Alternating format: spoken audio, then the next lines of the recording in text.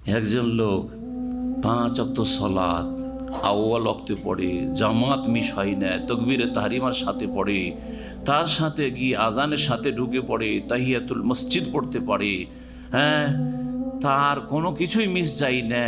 উপরন্তু সে রাতে কমপক্ষে 1-2 ঘন্টা তাহাজ্জুদ পড়ে, আর আপনি কোন রকম গিয়ে 5 টাইমের জামাতটা ধরে নেন, বলে আমিও 5 ওয়াক্ত নামাজি, সেও 5 ওয়াক্ত নামাজি, কি পার্থক্য?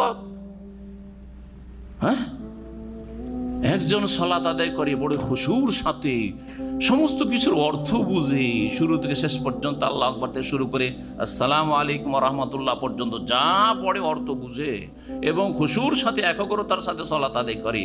আর আপনি নারিকেল বা ডাবের ওপর শুধু কামড়ি মারছেন আর বলছেন আমিও 5 ওয়াক্ত নামাজ পড়ি আর উনিও পড়েন, কি পার্থক্য? হ্যাঁ, কত পার্থক্য চিন্তা করেন আপনি।